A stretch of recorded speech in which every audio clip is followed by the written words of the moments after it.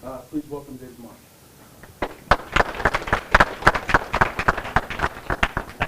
Thank you. So today we're going to talk about what we're doing with open source here in the CS department, Computer Science Department of Salt Lake Community College, and a few little tidbits as well. So I'll be doing most of the presentation. Dan will be helping me as well. Dan Hutchings here on my left, your right. Let's get started. So the Great Depression was a very interesting period of time, not just in the United States, but in the entire world, actually. So it was the largest and most important economic depression in world history. Some historians say that it all started with the stock market crash on Black Tuesday, October 29, 1929. Now, the conditions that existed during the period of the Great Depression were quite interesting. You would never suppose that there was danger on the horizon, such that credit was available. In fact, credit really became available starting in late 1929, early 30s was the first time credit had ever become available. It was easy, it was cheap, it was plentiful. Prices began to decline. Buying power actually for the individual increased. The wages held steady in 1930. They began to drop only slightly in 1931, only slightly. The stock market turned upward in 1930, and it was 30% below its peak, but that was a bubble in September 1929.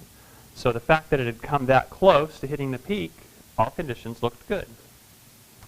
Unfortunately, a few things went wrong that caused were the real causes behind the Great Depression. So there was the Dust Bowl, which was largely a man-made problem. Over-farming, how they farmed more than anything, coupled with the problem of there being a drought in not only the United States, but Canada as well. There was a significant disruption of trade, and it wasn't for any good reason except economic policy. Tariffs at the time were a really popular way to continue to promote nationalist, kind of separatist agendas. So everybody began enacting tariffs against each other, which had the net effect of crippling global trade. Government economic policy was very much hands-off at the time. They didn't want to do anything with the economy, let it do its own thing, which led to some of the bank failures. The Bank of the United States was the first largest one. What made that so significant was the Federal Reserve, which had been established a few years earlier, decided not to do anything about it. They just let people lose their money. There was no FDIC or anything of the sort at that time. Because they didn't do that, consumer spending dropped significantly by 10% within a single year, and there was a huge run on the banks. Everybody wanted to go to the bank to take their money out. The United States, along with most countries at the time, was still on the gold standard, meaning for every dollar that was in the bank, there was gold that backed up what the bank had somewhere. Okay? The Federal Reserve wasn't able to support that much money going out all at once, which had the net effect of the money supply for the entire country shrunk by nearly a third. So that's what led to more and more bank failures. There's also deflation in asset and commodity prices. In fact, prices on farm goods, which you would expect to have increased through the short supply because of the Dust Bowl, actually decreased by as much as 60%. So some other effects then. International trade, personal incomes, prices and profits declined sharply. Worldwide, construction was virtually halted everywhere. Widespread unemployment, poverty, breadlines, very difficult time to be alive, for sure. Now, more effects. In order to combat the effects of the Depression, which started here but then did spread nearly worldwide, many countries set up relief programs trying to compensate for the significant numbers of unemployment. In fact, unemployment in the United States in the early 1930s hit 33%. Wow, that's pretty significant. Now, most countries, as a result of the Depression, underwent some political upheaval of some sort. Some nations really polarized, went either way to the left or way to the right. One great example would be Germany, who, the citizens being so desperate with an even higher unemployment rate than ours at the time, looked for anybody that offered any sort of hope. Hitler was one of those people, and that's a lot of the reason why he got put into place. Now, the other thing that was kind of interesting is the USSR at the time was communist, and they had practically no discernible effect on the Great Depression. In fact, they thrived. It was a period of industrial expansion during this time.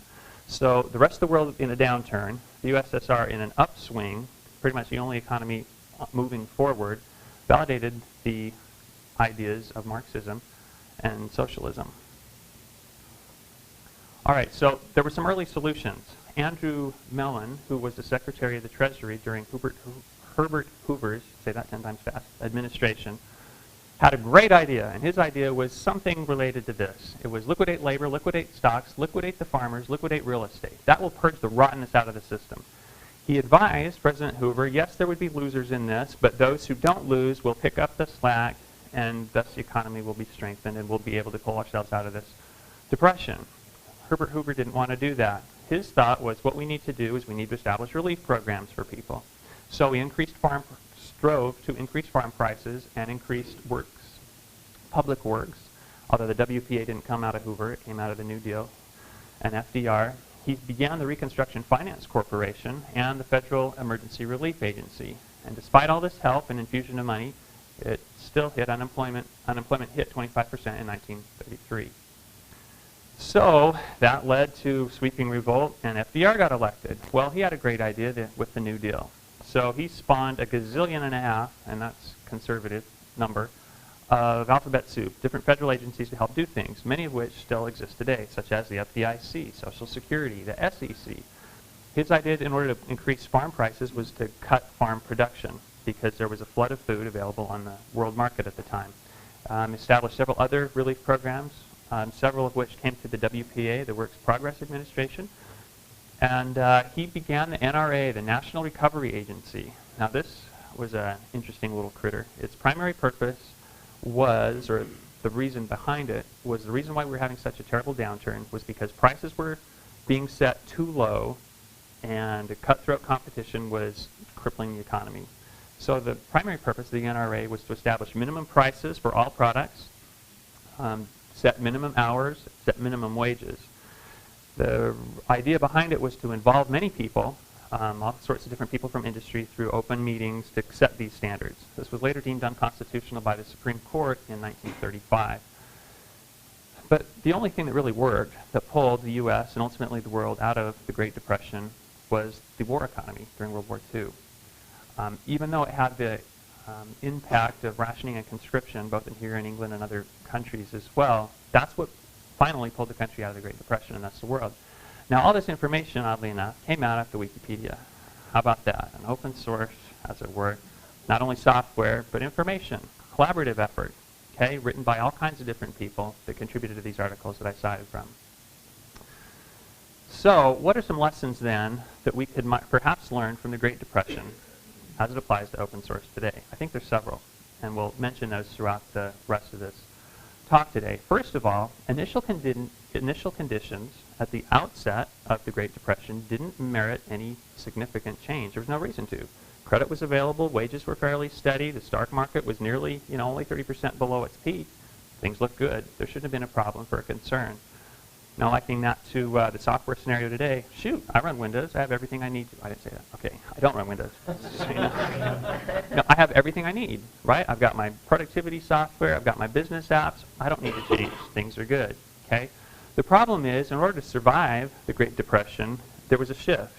Suddenly being status quo was no longer sufficient. You actually had to do something. You had to actively do something in order to survive, not just succeed in order to survive. So it required a lifestyle change. Any of you have parents, grandparents, great-grandparents that were alive during the Great Depression and speak to them about that period of time, it's impacted them throughout their lives. I mean, my great-grandma lived to be 95 at the time, and she would not throw anything away. Throw this half, this thing is junk, throw it away. No, no, no, no, I might need it, I might need it. I mean, times were very tough, very much a collective, I need to keep this kind of thing, conserve, make do, don't buy anything unless you had the money to pay for it, kind of a work ethic. In fact, they had to work so hard that many of them became zealous, and that continued throughout their entire lives, the lessons that they learned through the Great Depression. Now, I like the term zealous because it's the opposite of apathetic. Most software users are apathetic. They don't care. They have no impetus, no reason to change. They just, hey, I'm fine, status quo. It's all good. Okay? When I think of the term open source and I think of the term zealot, I think they go together pretty well for the most part, right? There are those of us who might be extremists.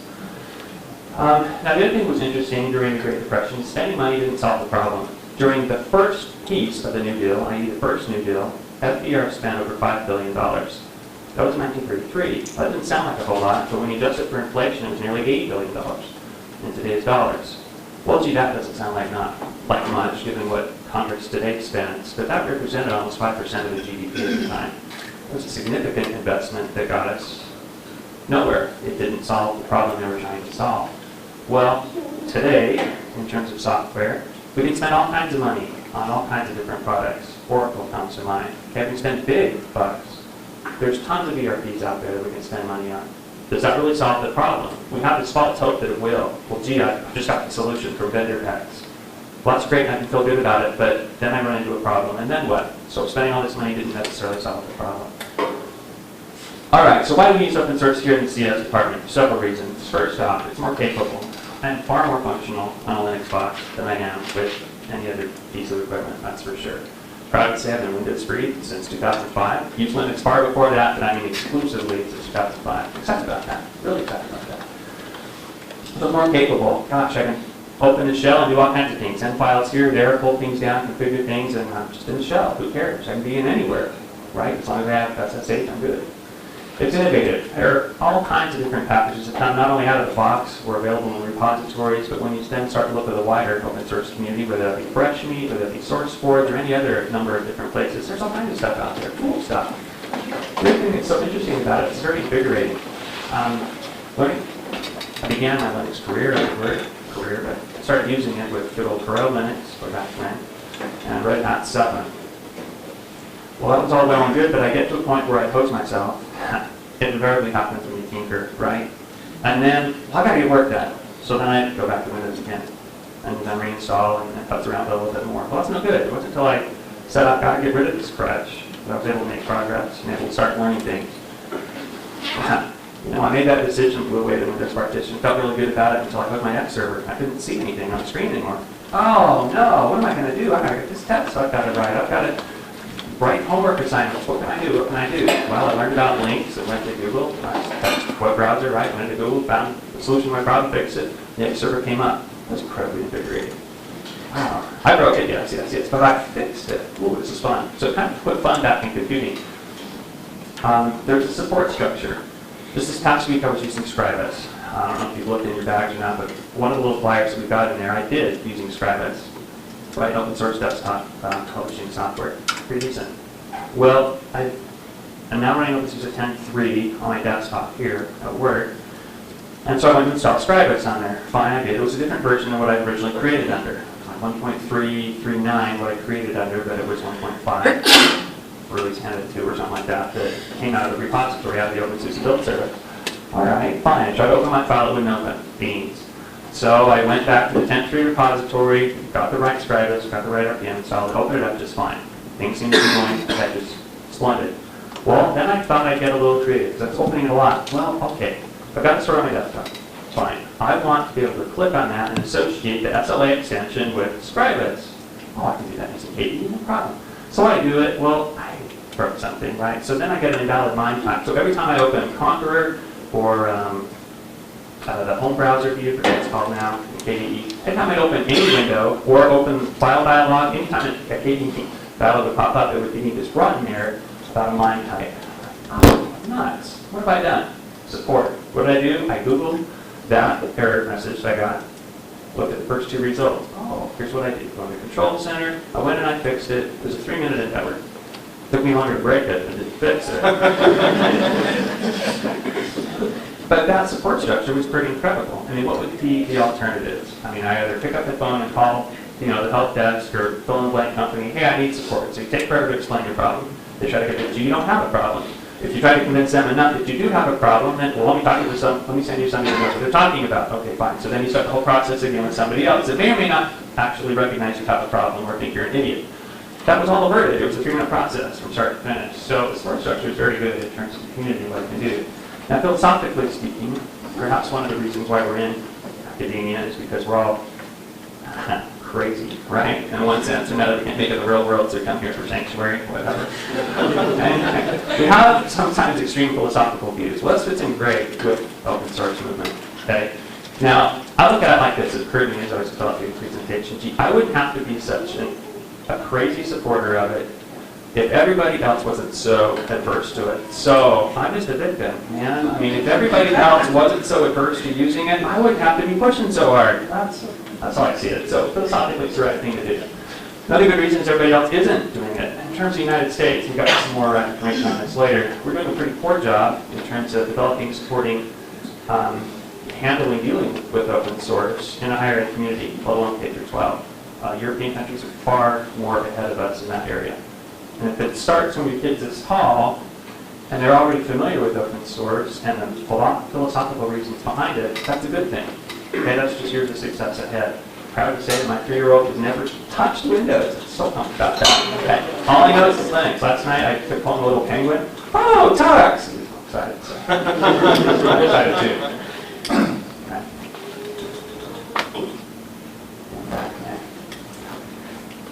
Now, why do I use a Mac? That's a good question. Why do I use it? Generally, I use it SSH in my Linux box. Truth be told, I couldn't afford the ThinkPad T60 at the time. So I got the Mac that supposedly ran Linux well. It's on there. It's just haven't got all the goofy little things to work yet. Eyesight and all that other stuff. It just takes time to tinker. Tinkering is fun, but I'm doing this. All right. Lastly, okay, because I said so, in terms of technological adoption, there's a nice little curve. If I had a whiteboard which wasn't on a truck coming from Texas, I would draw that on the board. Okay? Long story. Anyway. So at the very beginning, head of the curve, you have those people who are pro-technology. They like it. They're early adopters. Okay? Behind those, you have mainstream, right? Early mainstream, traditional mainstream. And then as you progress farther down the road, farther down the line there, you've got laggards. And then you've got Luddites beyond that, right? It will absolutely, positively not do anything. It will not change. Well, that's what's nice about being in this position. You try to encourage people. You try to show them the way. You try to support them. And then still, if it all doesn't work, then you say, because I said so. And that's why we support open source here, right? All right, so let's take a look at some specific examples of not only what but how we use it, and then what our plans are to use, or continue to use open source here in the CS department. So first off, we start with our mission statement on the software engineering side. We have 2 primary degrees, software engineering and network systems engineer. On the software engineering side, we're going to prepare software engineers through a hands-on, team-centered approach to design, implement, and test software using Java. Open Java, so now they can enter the workforce and pursue a bachelor's degree in computer science. Well, great. How do we go about doing that? We've come up or established our own software development paradigm, which consists of these 15 steps. Now, for many of these steps, like number 4, for example, that's just a pencil and paper thing. Most UML diagrams and things that we do start with just plain pencil and paper, although we do use some open source products to help do that, some of which happen to be Umbrella. That's the one I prefer. Now, because of KDE4 and what they've done with the QT libraries, now why I do this is totally beyond me, but you could, right? Run Umbrella not only on the Mac, not only on Linux, but on Windows as well. Okay, so Umbrella that came out with KDE4 is very powerful. Very simple, and you're able to do a one-way export, i.e. you can extract your code, say from class diagrams, into Java code, Python code, C++, and so on. Okay, so that's one program that we use. I'm starting in our beginning classes, say CS1400. Another open source product that we use in our beginning programming classes is JGraphs. Okay, nice little Java editor. Stupid in the fact that there's no IntelliSense or anything on purpose, so you actually have to know what code you're writing instead of having it write it for you. Okay, but it has a debugger in it. It interfaces with the JDK. It's all good. Okay, it has some primitive UML support, but emphasis on primitive. Okay, so that's another thing we use in our beginning programming classes. As we move up into more advanced programming classes, we use JBeans and NetUnit. JUnit and NetBeans. Okay. NetBeans is great in terms of a formerly commercial IDE, now fully open source and pretty well supported. Other instructors use Eclipse. Good for them. Okay. That's good as well. Okay. JUnit works great. JUnit 4, love it. Okay, just this semester we began teaching in our advanced Java class the Google Web Toolkit, WIP. Okay, we're excited about that. First time we've done anything with it, anything extensive on Web 2.0. Now, in our operating systems class, we use OpenSUSE. Right now, we'll be running version 11 this semester. And every semester, it's a new version. Because, hey, when you're in a 6-month release cycle, that's what happens coincides with semesters, and so it's always different. It's great. Okay, for many of our students, that's the very first exposure they have to anything besides Windows. In terms of imaging all the machines, we use VCAS. Love that piece of software. Great, especially with Linux. There's very little you have to do except in that goofy little version of the kernel which changed your ifconfig file so it lives in a totally different place and we're tied to your MAC address, but that's another story. But it's all fixed again. So VCAS works great. don't have to go through the stuff, which I think positive, right? Garbage that you would have to go through with Windows and sysprep and all that other junk to deploy an image on multiple machines. You just stick and send it out. It's all good. This one trips me up every time. So I took a screenshot of what I was doing to prepare the application, and so I always think when I get to this slide, no, I'm doing it wrong. But it's not. It's a picture of what I was doing. Anyway, so OpenOffice and NeoOffice. Okay, that's definitely what we're using in our department as well. NeoOffice is a port of OpenOffice, a good port of OpenOffice, specifically for Mac. All right, why in crossover Office? Now, why on earth do you have to use crossover Office? Why on earth would you want to run Office 2007? Yes, that's a very good question. But the only reason why I have to, and I don't use all of Office, no, I tell myself first, but it's Exchange. For whatever brilliant reasons, we're using Exchange as a college. Okay, so in order to handle scheduling and all that kind of thing, the real problem is the shared calendar. If I could fix the shared calendar problem, I wouldn't have to use it at all, but I haven't yet been able to. So anyway, Wine or crossover Office works very well to run those Windows apps that you just have to have, which, anyway. Evolution is what I primarily use for my email client. Works great with Exchange through the Evolution plugin, except their calendars. Issue with that, but anyway. And then Stratus, mentioned that earlier, open source page layout software. Works great. Use GIMP for all our image editing, creating images, modifying images, especially setting images to have a transparent background. Works great. Resize images and so forth. Then we use Streamline as well. Now, one of the things that's so interesting is we just kind of really became a standalone department, self-directing department, I guess you could say, at the beginning of last year. So last year, early last year, we began the process of hiring a secretary. Part of the job requirements were he or she had to be familiar with open source software, i.e., and we've listed some of the tasks that they would have to be able to do in open source software. It's fun because as we go through the hiring process, ask people about these specific things, and I was thinking clue what open source even was, but they were confident they could use Excel. Well, that's great, but I don't care. Not relevant. So the person we hired, telling me she had no idea what open source software was.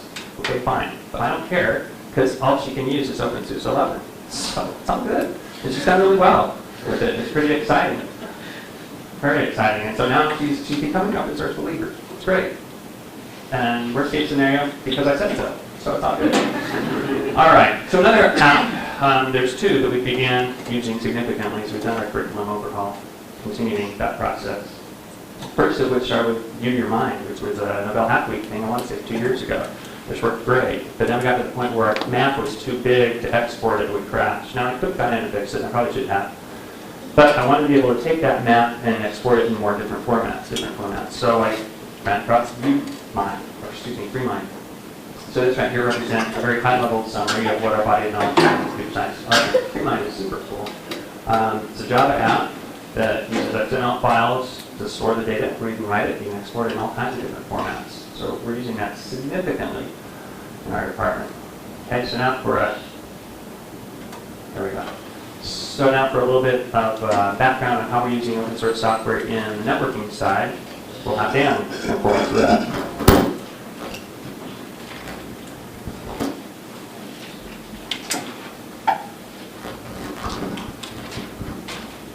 Dave doesn't see Tony well. He's not in the office when she's hitting the keyboard. And where's the Windows key? Where's the Windows key? Anyway, my name is Ken Hutchings. I've taught here at Salt Lake Community College for probably longer than I should have anyway. And we're starting into a new phase in the network engineering program.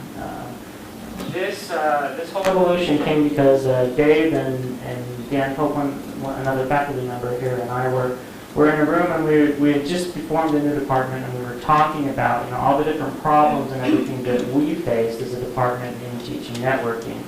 And so we were going back and forth about certifications and training versus education, and we'll get to that in a little bit more. But we're like, what does the end student need? And so we came up with this mission statement.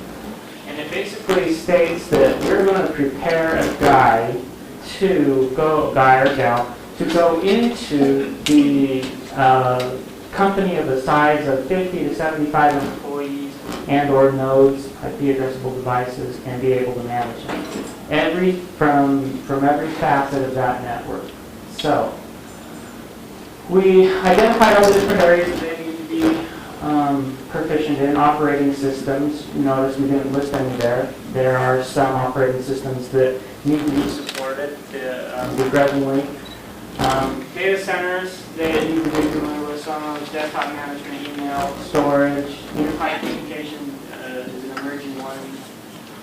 Security, virtualization, and physical infrastructure, etc. Anyway, so in moving with this, what we started with is, all right, we need to have all these different areas trained. What is the best way to move said person through their degrees? So we started over here with the computer literacy project. Now, if you take computer literacy here at the college, I apologize.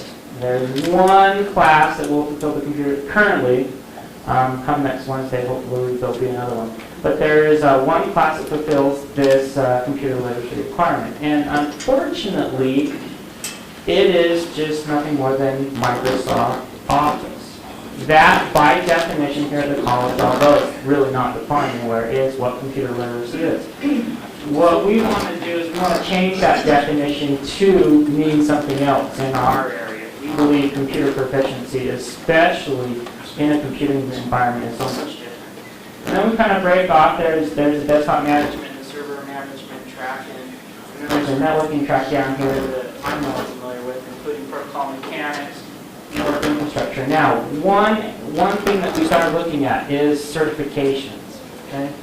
In the IT realm, certifications are big, and there are some vendors that have even tried to push them into the programming realm. They have their advantages, they have their disadvantages. The thing that we've recognized is, yes, they have value, but no, they are not the end-all, be-all. So what we've done is we've taken the core body of knowledge that anybody would need to use for a subject, and we're teaching that, independent of any vendor out there, irrespective of their implementations or whatever. And then for those certification classes, because really it's just this body of knowledge in the frame of reference of how they're presenting it, we've broken it out into smaller lab classes. All right. Moving along, how we use open source in the networking side of things. Right? GNS3, Dynamic Function. It's an emulator. Okay, there is Cisco out there. They claim to own 90+% of all the market out there when it comes to routing and switching devices on the network. The number is slightly changing, and as it changes, they buy up all the smaller companies. You've seen that model before, right? But what this is you can actually emulate their operating system. Now, it's not somebody going in and actually kind of trying to mimic it. It's actually full-blown iOS. You can interconnect them. Works great with Linux. Actually, it's much more stable in Linux than some other things. Anyway, what this does is it gives a student the ability to have production level equipment without the cost of actually buying the equipment. All right. Some other things, Wireshark. If you've done anything with packet capture, Wireshark is phenomenal. I started with Sniffer Pro a long time ago, even before Etherreel was even a blip on the radar. And when Etherreel started coming up, I'm like, no, there's some similar, and then there was just a point where the Etherreel project really took off. It's now as Wireshark, and I use it exclusively. I dropped Sniffer Pro several years ago. One of the things that's great about this, am I buzzing? One of the things that's yeah. Stay on that side of the screen. One of the things that's really great about Wireshark is that it takes it and represents everything there as if it was, just right out of the OSI model. Okay, students, have problems conceptualizing a lot of this stuff. So what we've done is we've taken it and we're going to take this and reinforce it. I mean, everything from your layer 4, 3, 2 information,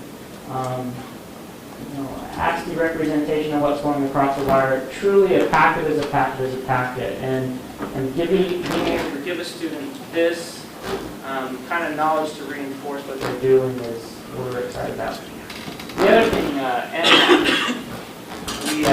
we do this on a non-production environment to begin with, so we don't trip any of the school's IDS or anything. But what we do is, using also Wireshark on top of this, we will take Nmap and start scanning. This is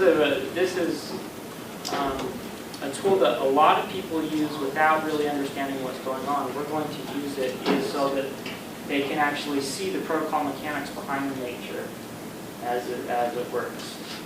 We have a wireless class here, and one of the problems with wireless is you get up kind of above a home level user, and the buy-in in order to use this stuff is a significant deterrent. So what did we do? We looked to the open source community to help us out. We got a bunch of DWRT routers, and we installed, we got a bunch of Linksys 54G routers, and we installed DWRT on top of it. It's the same functionality that you would find in any of your high-level APs. From there, Kismet, okay? Arguably one of the most, one of the best anyway, wireless scanners out there. Okay? Again, for the wireless class. DSNet, they got a whole packet of tools that we'll be using on the security side. Mail scanner, etc. Anyway, so, coming back to this. It blew me away. One of the things we have to do here at the college is we have to go out and do these quote-unquote community assignments, which basically means we go and as faculty members, we sit on the other committees and supposed to give feedback and writing. And so I was sat on the IT steering committee, knowing something about IT. Well, here at the college we're having this, they were having this debate about what vendor to use with as far as a phone system.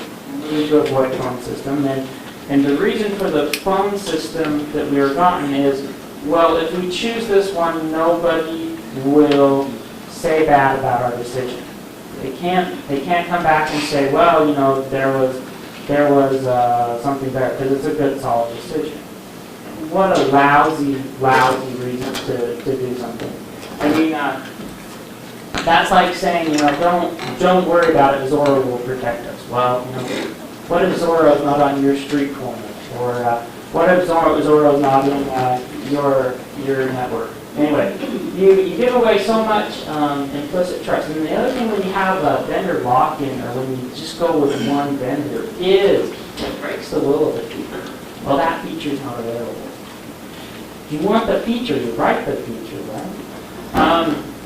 You learn the tool, you fail to learn the technology, okay, which leads me to my next point. Training versus education, okay? When you have an established vendor, when you have this established system, the expectations of the people are so much lower, right? When you only, they put out my little picture to remind me, Standard Brother, great movie, the guy went in and taught a socioeconomic poor group of kids calculus. When they were barely making it to algebra. Anyway, one of my favorite quotes from the movie is, "You only see the turn, you don't see the road ahead." Okay? As here, the technology is there. We can be on top of it. We want to train our students to see the road ahead. Okay. The other thing is when you start to train people within a particular product, you're training them within somebody else's framework. What a disservice! We're going to educate them so that they can actually create their own framework and go from there. Anyway,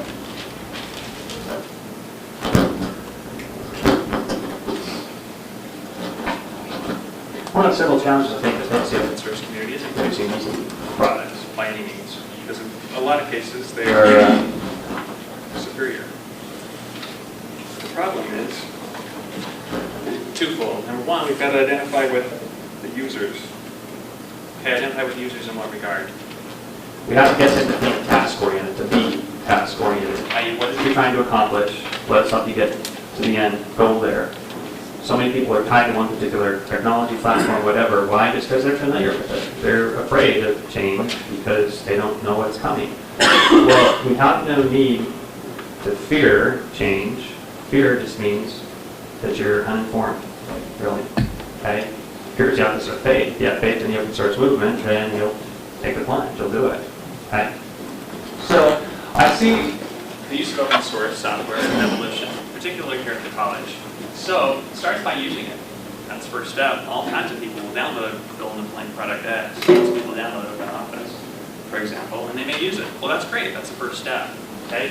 Now, if we move that on a little bit, you'll get to the point where you're going to be promoting it. You're not going to say, well, it's just like, you'll admit that you use it.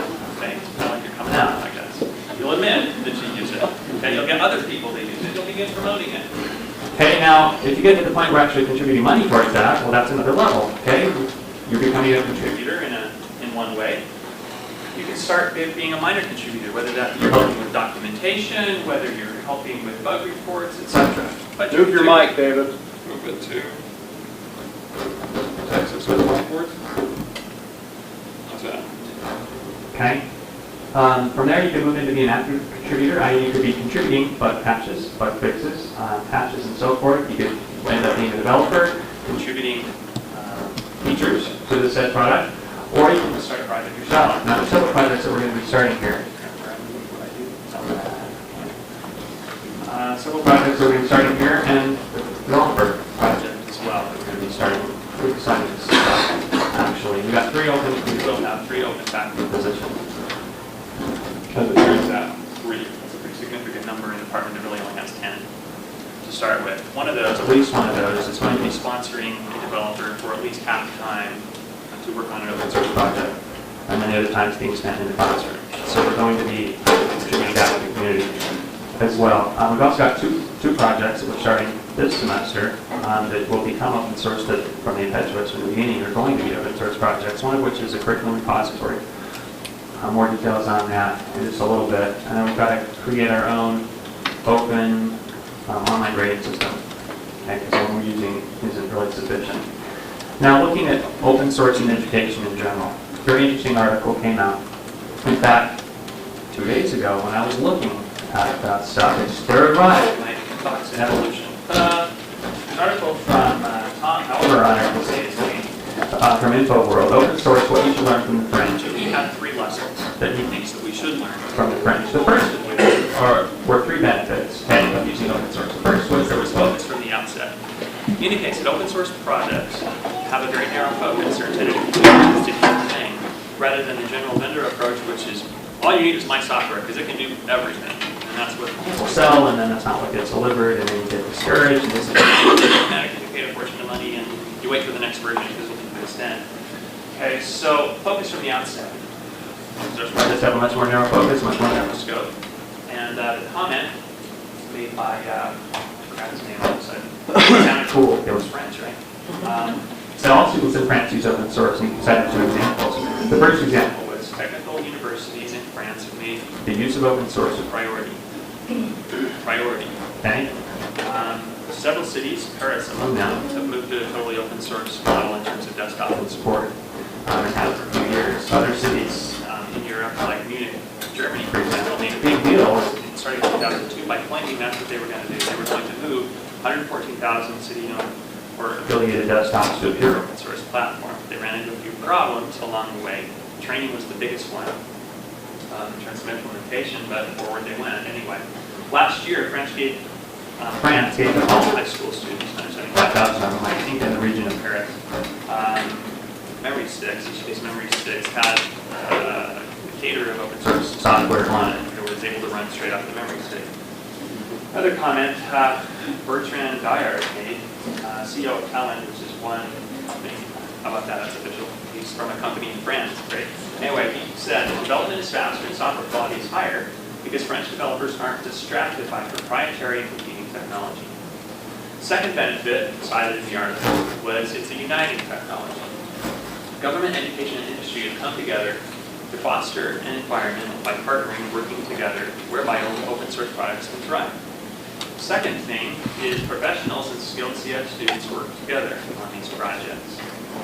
And Miguel Valdez, who's a Spaniard living in France, says the French social model was appropriate for innovators and entrepreneurs because they weren't bound by proprietary software or lock-in. They felt free to do whatever they wanted to do, as it were, in terms of, I need a project that does this. They defined the requirements, and that's what they did. It wasn't, here's what I want to do, and here's vendor A, B, and C, and none of them can really do what I want, but I'll go with C because I chose B last time. And no, they did what they wanted, what they needed. Third benefit that relates to that is they excited a sense of liberation, which led to an increased amount of creativity and thus productivity. The open source aggregation and integration skills have developed rapidly in France and have spread throughout Europe. Europe has a much higher adoption rate. Open source is much more common there than it is here. We're kind of free to use it. Okay? French open source developers are encouraged to experiment creatively and liberally. Why? Because they can write whatever they want, whatever they feel they need, with an eye towards interoperability. They're much better integrating various open source packages together to create a comprehensive solution than we are capable of doing. French universities are in the forefront of teaching open source to the new generation of developers and IT managers. That's big. I mean, you're hard-pressed to find a university or college will even admit they use it that does anything towards advancing it, towards promoting it, towards contributing back to the open source community. It's almost non-existent. Why? It's because of the software Cold War. Article by Neil McAllister, also from Intel, coincidentally enough, everyone knows that. Anyway, back in 2007, he mentions in the software Cold War that there are two sides. On one side, we have independent developers and hobbyists. What do they promote? What do they do? What do they foster? What do they generate? Well, entrepreneurship, cooperation, and the free exchange of ideas and resources, freedom of speech, right? Now, on the other hand, you have a few giant vendors. I like this quote: a totalitarian monoculture that does everything in its power to keep its customers under control. I mentioned the Munich example earlier. In 2002, when the Munich City Council, which in traditional European style had a body of, I don't remember, it was like 100 or 400 people on it. City Council agreed. Anyway, when they were talking about the idea of moving to an open source platform, they solicited bids to do that. SUSE was one of the people that wrote a bid in partnering with IBM to do so. And Microsoft came in as well. Well, the Linux bid ended up being, I think in total, in terms of the migration, the training, support costs, and so on, was $44.5 million. Well, Microsoft saw that, recognized that they were going to lose, and came back with this brilliant idea: we're going to undercut them by $12 million. Okay? And so that's what they tried to do. So even though there would have been a monetary advantage in the short term to stick with status quo, that was before they all had to upgrade to XP, right? Because they were running Windows NT at the time. So there would have been a whole new hardware costs, but that's another story. The council decided to stick with the Linux project. Okay, so several years later, last update I couldn't see anything about was in 2006. Got some people who live there, should ask them what's really going on, but last update I got was in 2006. They're still moving ahead, even though the costs went over, the training costs went over. Where would they go? Okay, I think that's encouraging. So, in the software Cold War, we don't have ICBMs. What we have instead of pure intimidation, corporate old FUD, right? Marketing is another weakness in the open source community for sure. Everybody's their own little thing. So what's the problem with pure intimidation? It stifles creativity, stifles innovation. Stifles is kind of a kind word that squashes it. That's what it really does. It's like fly swatter. I stifled the fly. Oh, I can kill it. And adversity towards open software is usually figment of not technical competence. A great example of that for most cases is just let the proprietary software run and it'll kill itself over time. Okay? You don't have to do anything with it. So what's wrong with that? Well, it's a wasteful exercise, much like much of the Cold War was. So we spent all kinds of time, effort, resources, manpower dedicated to creating weapons that could annihilate everybody on the planet hundreds of millions of times over. For what extent? Well, okay, now it was over. Maybe coming back, given the events in Georgia. But anyway, what was the end result? I mean, we could have taken that time, effort, resource, and done something useful, beneficial with that. i.e., we could use these resources and direct them towards positive goals rather than unpositive, negative goals.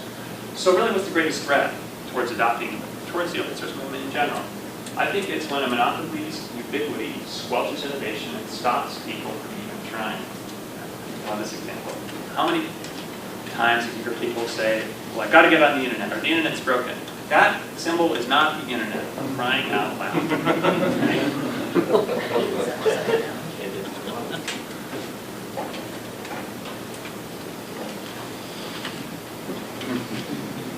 So really the largest barrier to adoption is apathy.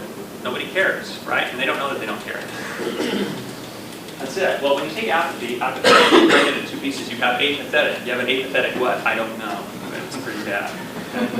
Pretty bad. Apathy is definitely the largest challenge. People are familiar with what they're doing. I need to get this work done. I'm comfortable with what I'm using. I'm blah, blah, blah, blah, blah. Well, that's back to the monopoly. What did it do? It squashed people from even trying. I'm not even going to look anywhere else. That's dangerous. Now, that's really what scares me about a monopoly. Not technological inferiority or lots of money in the bank. It's when they can try to, when you have such a large impact and preventing people from even trying. That's real danger. A monopoly. Any monopoly. So what do we plan to do with open source here in the future? Pretty aggressive plans, I would like to say. So first off, the curriculum system, the repository. So right now in our software engineering class, what we're designing is going to be a curriculum system. It's a form of content management system. What are we doing? We're trying to pull together all our resources in terms of curricular stuff that we're doing as faculty, not just at this institution, but on a much, much larger scale. Put it together in an intelligent and shared repository that could benefit anybody seeking to do things with computer science. I think we have a pretty novel approach. In terms of developing software, we have a remarkably novel approach towards network engineering, which starts this spring. I'm excited about, yet half scared at the same time, to do that. So that's one thing we're going to be doing. Developing, we will be doing our own open source project. Excited that we're going to use here at the college and watch it spread, help it spread. Second thing, as far as faculty, at least one of our 3 open positions, we want to sponsor an open source developer. The project is yet to be determined, but that's absolutely the direction we want to go, and we want to take that and be a focal point in various aspects of the department, i.e. that person would be in and said, project, okay, this project needs help with technical writing. Fine, that's what our technical writing class could be doing. Okay, we have problems with fill-in-the-blank bugs. All right, this class over here is going to be working on testing and submitting bugs. Some of the classes could be even working towards fixing the bugs, etc. Okay, so that's really one of our major focuses. I think it's a pretty significant thing. Next thing, we're going to establish a data center for the department. The data center is going to be based on open standards, among other things. We're going to be using almost exclusively open source software in said environment, which I'm really excited about. And when I say data center, what we're trying to not mimic, what we're doing is we're going to be running a production network for all CS, faculty, students, and staff, remote users, local users, etc. What does that mean? Well, right now we have roughly 175 desktops that we support. Fine. In any given semester on campus, there's almost 400 students that we support. Well, fine. But we're talking about mobile access, remote access, cross-platform. I'm really excited. Really excited. Home directory started stuff, email. Yeah, I'm jazzed. Really jazzed about that. Okay. What else are we moving to? We're going to move to, in some of our labs, state system planning. There's lots of companies out there that have such things. But that's all based on the LCSP project. We're going there next semester, actually. In fact, we're moving there. In fact, this room will be it. One of them. Both ahead and shared desktop. I forget what the name of the product actually is. But in effect, you take, well, it capitalizes on the fact that Linux is a multi-user system. Real thing that's cool. I'm taking the junk, the boxes, right? I said that nice. I'm taking the boxes that they're getting rid of here because we need to upgrade. Why? Because we need Krista. It's like I need a hole in my head anyway. So they don't have enough hardware to support that, so we need new boxes. Okay, but gee, that's cheaper than the cost of Linux. Okay, let me get this straight. So buying new hardware from scratch is cheaper than the cost of installing software and learning how to use it. Well, yes, of course. Okay. No, it's not. No, it's not. So I'm taking these boxes, which are Dell. Anyway, I had nothing to do with buying them anyway. So they're Dell Optiplex GX270s. What are they? They're Pentium 4, 2.8 gigahertz machines. full-blown penny forest. Well, these are junk. They can't run anything. Windows are slow. I won't say anything about that. Okay. So what are we doing with that? On that same box, I took it, had single gig memory in it. In it, I created 32 individual user accounts. I had 32 users log on to that machine through a collection of SSH utilities. Some logged in using SSH with X11 forwarding, i.e. SSH-X. Some logged in using PRDC. Some logged in using the web browser version of VNC. And some logged in using the no machine client. I had the 3NX server set up. So on that one box, it was too junky that nobody could use. I had 32 simultaneous users, all running various apps. One app that I wanted them to use was NetBeans, running on Java 1.5. Well, on that machine, I learned very interesting things. I took a snapshot of everything that was in the proc every time somebody logged in. I learned that logging in under GNOME, every single user that logged onto the system for the full-blown desktop in front of their face took 78K. Sweet. K, as in K, little K, right? Not GB required by some other things. K, 78K. That was pretty incredible. Put my CPU utilization spike at, Pentium 4, single processor, with hybrid threading, spike at 12%. 12%. Why? Because once the app was loaded, we tested MATLAB, NetBeans, Kate, what else? It was Umbrella.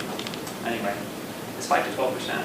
Why? Everybody's out there busy compiling, doing stuff. Everybody had a 1024 by 768 full-blown desktop, their own, do whatever they want. 78K per user. Our network bandwidth was incredibly small using the no machine client. It peaked at 5.6 kilobits per second, bits per second. That was running in 1024 by 768, millions of colors. I was pretty impressed. So we're definitely going to have a stateless in client. It's here. It's ready. I'm ready. Excited. Where we go. Hey, stateless meaning what? Meaning there's nothing to update on that box. The box is stupid. It has a lifespan roughly of 10 to 15 years because it doesn't do anything except contact the UTOSC server on the back end and handles all the connections from that point forward. Multi-headed shared desktop, the idea is kind of similar except you take a regular box and in that box you have multiple VGA cards. Each VGA card has associated USB port with it yeah. So what do you do? So I can have one box, I can have 10 users coming out of that one box. Why? Because Linux, by default, supports multi-users out of the box. Well, so does Windows. I can RDP in there twice. Yeah, well, no. Not exactly the same. You run any large app that has a CRUD implementation of a net server built into it, MATLAB, for example. Watch what happens every time somebody logs in and loads it. Scary. Yeah, remote access by no machine, definitely coming. Free NX server works great, obviously limited. Beat that up a little bit to the NX server, or the enterprise server client. You can deliver applications anywhere in the world. It's really cool. Really cool. And it's super low utilization rates, bandwidth rates. Like I mentioned before, 5.6 is what we topped out at kilobits per second for that desktop. And it felt like you were there. Okay, Windows virtualization. Why did I say so? It's a terrible, terrible thing. We found replacements for every single app that we used it to. One of which is, I'm saying Pro Engineer, but that's not it. It's the other goofy one. SolidWorks. SolidWorks is one issue. It's pretty graphically intensive. I don't know what we're going to do, except throw the engineers out. Second, we can't support it, right? The other is Visual Studio. Now, very familiar with Lana, very familiar with G development. The problem is GUI development. That's the issue. Okay, and have yet to find functional enough replacement for Visual Studio, C# development, VB development, in designing the GUI.